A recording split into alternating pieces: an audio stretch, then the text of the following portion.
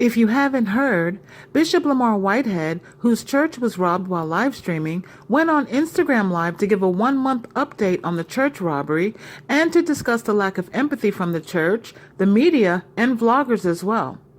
He also debunks the stolen ring theory and further proclaims his innocence from all accusations and court cases from the past and the present.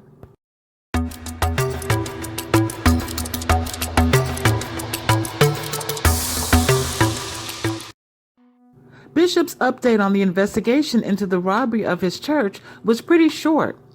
And then the bishop went into other concerns that he has about the many things he has already complained about publicly.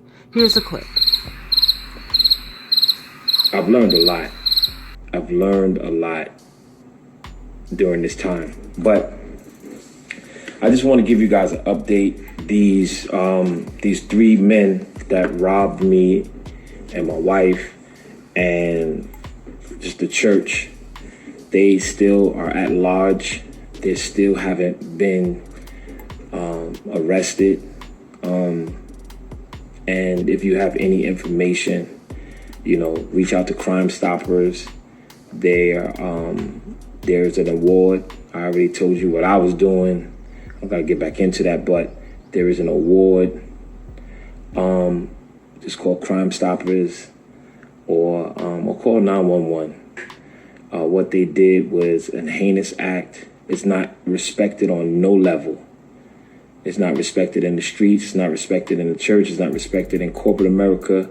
For you to come inside of a church and rob the church, there's no respect there. There is no honor there, man. No honor at all. And I wish and hope that these young men turn themselves in, because, I believe that you will be found. And because of the way that you did the robbery, you guys are armed and dangerous. And I just hope you turn yourself in. I really hope you turn yourself in. Make it easy on yourself, because what you did wasn't right. And you can't keep a good man down nor a good church down. And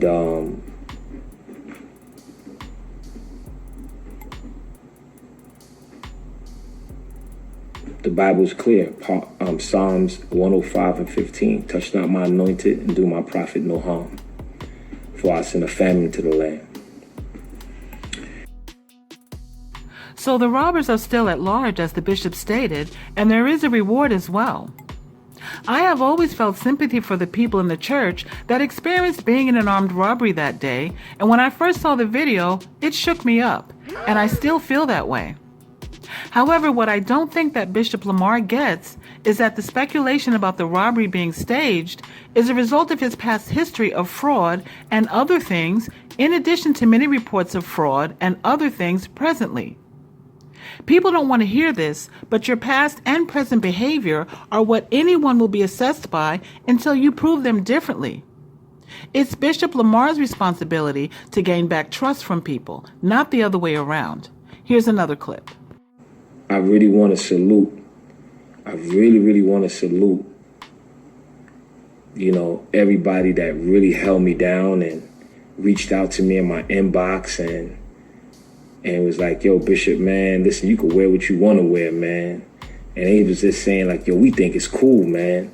You make me feel comfortable with saying that I could wear what I want to wear and still love God. What I don't like about Bishop's constant defense of his flashy clothing style is that it is flashy. He embraces his love of quality name brand clothing openly, but is constantly saying that he should be free to dress as he wants, even though he is a part of the clergy. And I get that. But being flashy is not the same as someone who likes to wear expensive clothing.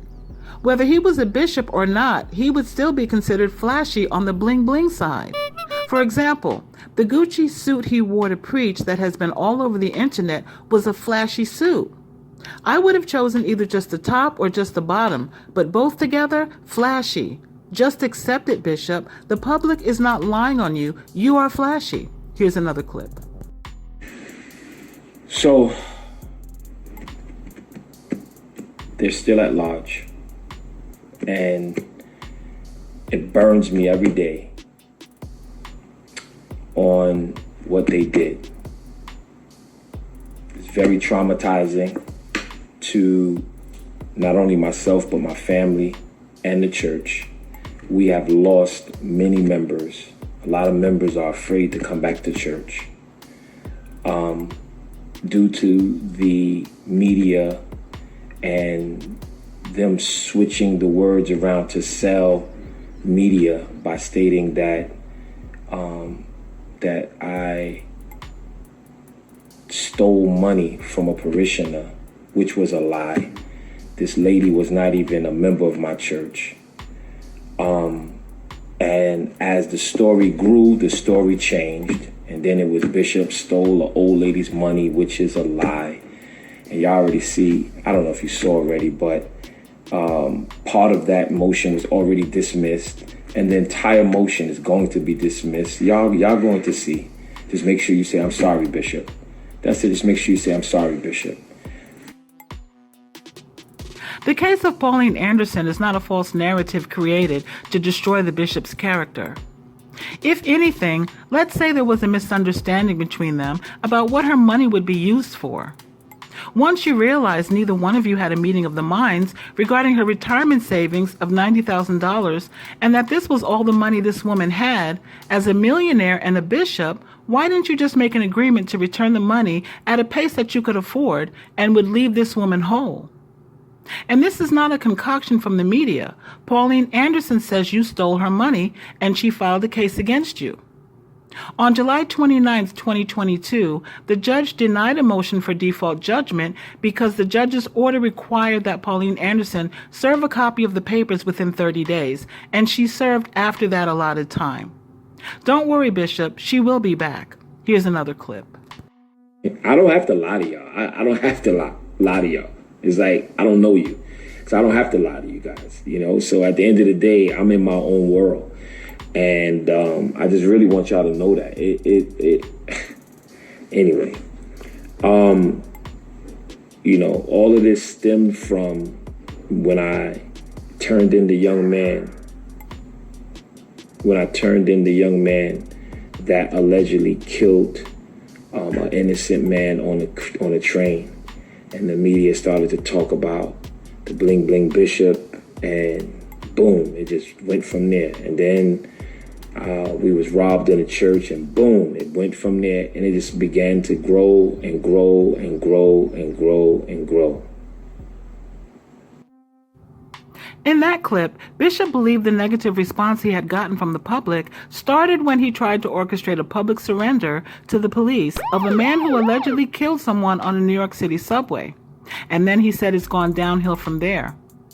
But nothing is his fault, and he has done nothing to aid the media in the picture that has been painted of him. Here's another clip. The bloggers, oh my Jesus. Then the bloggers. Oh my goodness, the bloggers. Woo! Man, the bloggers. Woo! The bloggers. The bloggers. Lord Jesus, the bloggers. Let me tell you something. Y'all keep listening to them. All they did was try to build up their followers because I was the hot topic. And you guys ate it up. But at the end of the day, nobody talked about my church, the health and wellness of my church. Like I said, we took a hard hit, not just with people being afraid to come back to the church, but also financially.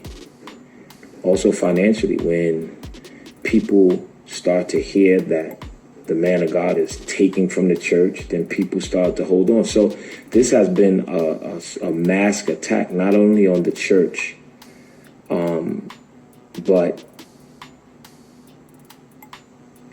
me.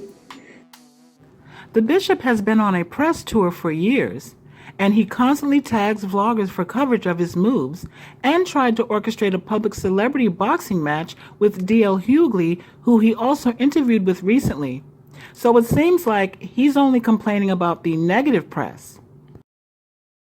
Please, y'all keep praying for me. Y'all keep pushing. Bishop Lamar Miller Whitehead is here. I ain't going nowhere. Oh, yeah, and this ring right here is not the ring that they stole from me, okay? I have more than one bishop's ring, okay? And the one, because the bloggers, they got this white lady. I don't know who she is. She has a whole bunch of different color makeup on. But she's sitting there. She's one of my arch nemesis. And she's sitting there talking about that this ring was the ring that they stole from me. And it wasn't. The ring was oval and it had my name on it. So this is a completely different ring, y'all. Okay?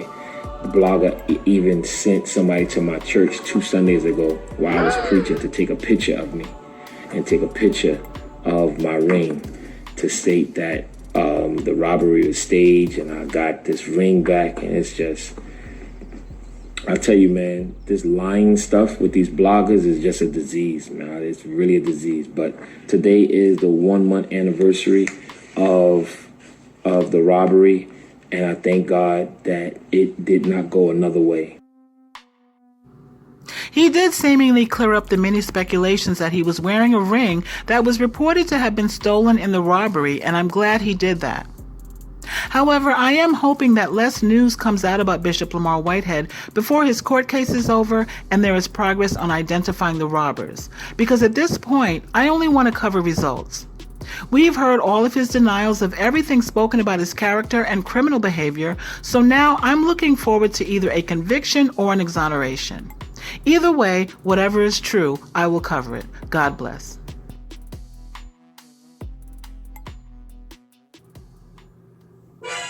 Bloopers. What I don't like about Bishop's constant defense of his flashy clothing style is that it is flashy. He embraces his love of quality name brand clothing.